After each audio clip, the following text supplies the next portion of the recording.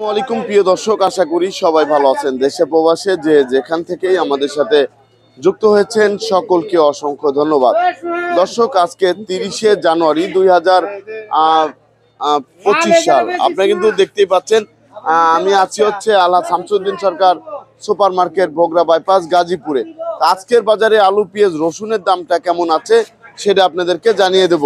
আর এদিকে কিন্তু দেখতেই পাচ্ছেন এই যে নতুন আলু এসেছে, তার নতুন আলুর বাজারের কি অবস্থা সেটাও কিন্তু আমরা জানিয়ে দেবো। এদিকেও কিন্তু এই যে আলু দেখতে পাচ্ছেন, এই যে আলু, তা এই যে আলু আর আলু এই যে নিয়ে এসেছে, ভাইয়ের সাথে একটু কথা বলবো।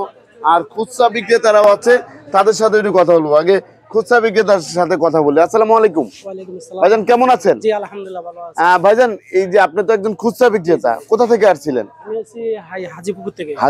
তা চাঁদপুরের পরে আর ওদিকে কেমন বিক্রি হচ্ছে? আলহামদুলিল্লাহ ভালোই বিক্রি হচ্ছে। আলহামদুলিল্লাহ। এখন তো সবই নতুন আলু। জি জি সব এই নতুন আলুই তো খাচ্ছে মানুষ। জি আলহামদুলিল্লাহ। নতুন আলু খাচ্ছে। আর নতুন পেঁয়াজই তো, পুরাতন পেঁয়াজ তো এখন আর নেই। পুরাতন পেঁয়াজ না, নতুন পেঁয়াজ। নতুন পেঁয়াজ। ধন্যবাদ আপনাকে। তারপরে দর্শক, এখানে আছে হচ্ছে যে আলু নিয়ে আসছে ভাই, তার সাথে আমরা একটু কথা বলবো।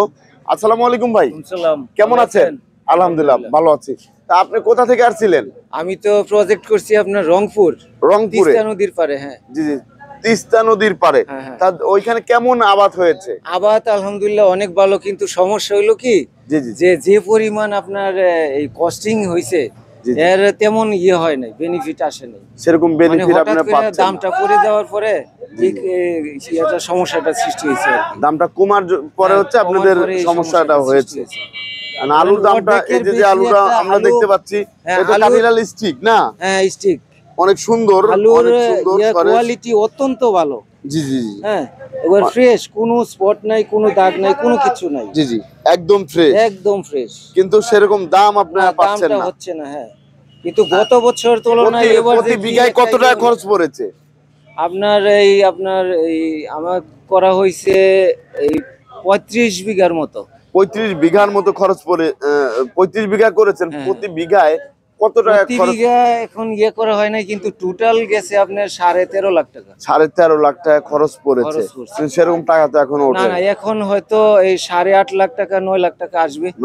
9 লাখ টাকা, তাহলে তো অনেক লস হয়ে যাবে। একেবারেই লস, একবার পুরাই লস। হ্যাঁ এটা দুঃখজনক ঘটনা। আর এই সংক্রান্ত কোনো আসলে নীতিমালা নাই। সার ওষুধের দামও তো কমে নাই। না, ঔষধের দাম কমে নাই। তারপরে আরেকটা দেখেন খেয়াল করে যে এই বিষয়টা কোনো সময় এটা তদারকি করা হয় না, যেটা হইলো যে কৃষক যেখান থেকে আপনার সার এবং অন্যান্য ক্রয় করবে, ওইখানে আপনার ওই সিজনের মধ্যে কমপক্ষে বস্তা প্রতি খুচরা দামের চেয়েও এই 200-300 টাকা বেশি বিক্রি করে, কিন্তু ওইখানে কোনো তদারকি নাই। এখানে এই যে শেষমেশ যারা এই যে কৃষক এত কষ্ট করে ফলায়, কিন্তু শেষমেশ কৃষক করে চাপায় দেয়। তো আমরা ধরেন এই যে এখন এত কষ্ট করে করছি, আগামীতে করার মতন মন মানসিকতা নাই, বুঝছেন? এটা একটা দুঃখজনক ঘটনা। আপনাকে অসংখ্য ধন্যবাদ আমাকে হেল্প করার জন্য। এটা ইয়ে করেন তো এই সরকার আসলে, আমি বললে অনেক সময় অন্য কিছু বলা হয়ে যায়, যে সরকার আসলে জনগণকে আইওয়াশ করে, আইওয়াশ করে আপনার দামটা সহনীয় পর্যায়ে রাখতে চায় জনগণের সন্তুষ্টির কারণে, কিন্তু কৃষকদের দিকে লক্ষ্য রাখে না। বাংলাদেশ হলো কৃষি প্রধান দেশ, কৃষক বাঁচলে তো দেশ। হ্যাঁ সেটাই তো, এবং বাংলাদেশ তো কৃষি প্রধান দেশ। কৃষক যদি না ফলায় তাহলে তো ঢাকার মানুষ না খেয়ে না, এটা সম্ভবই না। এই যে দেখেন আমি এই যে এবার ফেড আপ হয়ে গেছি, তো আগামী বছর হয়তো করব না। তো এমন আরো কয়েকজন যদি না করে, তাহলে ওই যে এই বাধ্য হয়ে বাইরে থেকে ইম্পোর্ট করতে হইব। তো ইম্পোর্ট করলে এটা দেশের টাকাটা তো বাইরে চলে গেল, এটা কি ভালো হইলো? তাহলে এই অর্থে কি আপনার কৃষকদেরকে ইয়ে করা উচিত না, সাপোর্ট দেওয়া উচিত না, বরঞ্চ ভর্তুকি দেওয়া উচিত, বুঝছেন?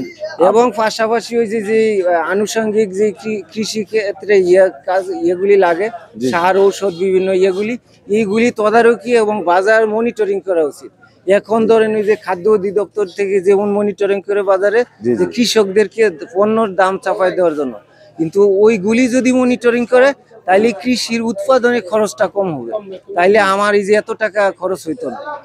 তাহলে আপনাকে আলটিমেটলি আমি একটু এই লসটা কম হইলেও একটু লসটা কম হলে সন্তুষ্ট হ্যাঁ, থাকতে। সন্তুষ্ট থাকা। আপনাকে কিন্তু অসংখ্য এখন তো ধন্যবাদ। আর তাইলে অনেক সরকার loss যদি হয়ে আপনাদের পাশে দাঁড়ায় তাহলে আপনাদের জন্য হ্যাঁ, সবচেয়ে ভালো অবশ্যই হবে। ভালো হবে, হ্যাঁ। ধন্যবাদ আপনি। আচ্ছা, আপনারা তা- এটা আপনাদের আমাদের রাজবাড়ী টিভি 24 এর সাথে থাকার জন্য ধন্যবাদ। আপনাকে এই টিভির পক্ষ আর আমাদের পক্ষ থেকে আপনাদেরকে অনেক অনেক ধন্যবাদ। এটা আসলে প্রচারণা করবেন এবং ঊর্ধ্বতন কর্তৃপক্ষ দৃষ্টি আকর্ষণ করছি যেন এই মূল সমস্যাটা যেন এই ফোকাস করে আর কি, জি জি, বুঝছেন? ধন্যবাদ আপনাকে। আচ্ছা, thank তা you. দর্শক, আসসালামু এখানে ওয়ালাইকুম সালাম। এখানে কিন্তু আপনারা দেখতে পাচ্ছেন এখানে যে নতুন পেঁয়াজ আছে, তা নতুন পেঁয়াজের বাজারে কি অবস্থা। আর বাজারে কিন্তু নতুন রসুনও চলে এসেছে, তার নতুন রসুনের বাজারে কি অবস্থা সেটাও কিন্তু আমরা জানবো। তা আসসালামু আলাইকুম ওয়ালাইকুম আসসালাম। ভাইজান, কেমন আছেন? আলহামদুলিল্লাহ, আল্লাহ পাক রাখছে ভালো। ভাই, আমরা তো দেখতে পাচ্ছি বাজারে নতুন রসুন চলে এসেছে। হ্যাঁ, নতুন রসুন বেচছি আজকে 150 টাকা কেজি। বিক্রি করেছেন না? কত করে গিয়েছে? 150, 2-1 টাকা কম হবে। 150, 2-1 টাকা কমও বিক্রি হয়েছে না? জি। তো এই যে আর চায়না রসুনের বাজারে কি অবস্থা? চাইনা রসুন 205 টাকা কেজি। 205 টাকা কেজি। জি। নতুন রসুন তো একটু ছোট সাইজের না? হ্যাঁ, অনেক। এই যে অনেকটাই দেখতে ছোট। পাচ্ছি, এই যে এটা গলন্দর রসুন। এটা হচ্ছে ফরিদপুর রাজবাড়ী গলন্দর গলন্দর রসুন। রাজবাড়ী গলন্দর রসুন। আর এটা তো চায়না। জি। এটা চায়না। চায়না কত? 205। 205। আর এই যে এই পাশে যে পেঁয়াজটা দেখতে পাচ্ছি, এটা কোথা থেকে এদের এসেছে? দাম আজকে বেশি। এগুলা বাগার সরের পেস 40 টাকা কেজি বেচতেছে। এটা 40 টাকা। জি জি। 40 টাকা। আর এই পেঁয়াজটা কত করে যাচ্ছে? এরাও বেচতাইছি 40, 41। এরা হচ্ছে 40। এটা কোথা থেকে আসছে? এরাও বাগার সরের পেস। এটাও বাঘার চরের পেঁয়াজ। 40 থেকে 41 বিক্রি হচ্ছে। তারপর আমরা দেখতে পাচ্ছি এখানে যে আরেকটা লট আছে, এই লটটা কত করে যাচ্ছে? এটা অন্য বেচা হয় না, এরা নিয়ম মাল বেচা হইব 37, 34। 37, 36 এটা বিক্রি 38 হচ্ছে। বেচছি। এটা 38। এটা কোথা থেকে আসছে? এরা হইলো আপনার রাজশাহী মাল। রাজশাহী। আর এই পাশে এটা, ওগুলা কুষ্টিয়ার মাল। এটা কত করে যাচ্ছে?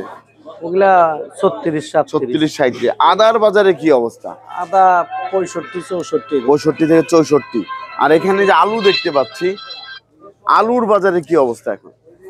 আলু বেচতাইছি আপনার এরা কাটিলা লিস্টি। 15 টাকা কেজি। 15 টাকা কেজি দরে হ্যাঁ। বিক্রি হচ্ছে এই আলুটা। জি। কাঠিলা লিস্টিক এরা আলু না? স্টিক রংপুর আলু। আর রংপুরে। এরা হলো কি আপনার বগুড়ার জয়পুরহাট। এটা হচ্ছে জয়পুরহাট বগুড়ার আলু। এটা কত করে যাচ্ছে? 15 টাকা কেজি। এটা হচ্ছে 15 টাকা করে যাচ্ছে বর্তমান বাজারে। এখন আলু যারা চাষি আছে তারা কি সেরকম দাম পাচ্ছে? না, আমরা বেচতাইছি 15 টাকা কেজি। এরপরে একটু নিয়ম কোয়ালিটিরা আরো 1 টাকা কম আছে। জি জি। কিন্তু গৃহস্থের লাভ লস ওইটাইছে কিনা এরা সঠিক আমি জানি না। ও, আপনি সঠিক জানেন না। তারা কি আপনাদের কাছে বলতেছে না আমাদের লাভ হচ্ছে না? এত কিছু জিগাই না। আলু তো আর গৃহস্থ খুব কমিয়ে, জি জি। ওই দেখা গেছে গৃহস্থ 2-1 জন, কিন্তু আলু ব্যাপারেই দেয় বেশি। ব্যাপারেই বেশি। ওরা লাভ লসের ভিতরেই আছে। ওরা লাভ লসের ভিতরেই আছে। আপনাকে অসংখ্য ধন্যবাদ।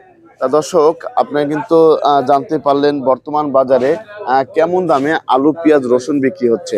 তা এখানে কিন্তু সবাই যে খুচরা ক্রেতারা চলে এসেছে। আসসালামু আলাইকুম ভাই, আপনি কোথা থেকে আসছিলেন? জয়দেবপুর থেকে না? জয়দেবপুর থেকে। আর ভাই কোথা থেকে আসছিলেন? হ্যাঁ, গাজীপুরেই।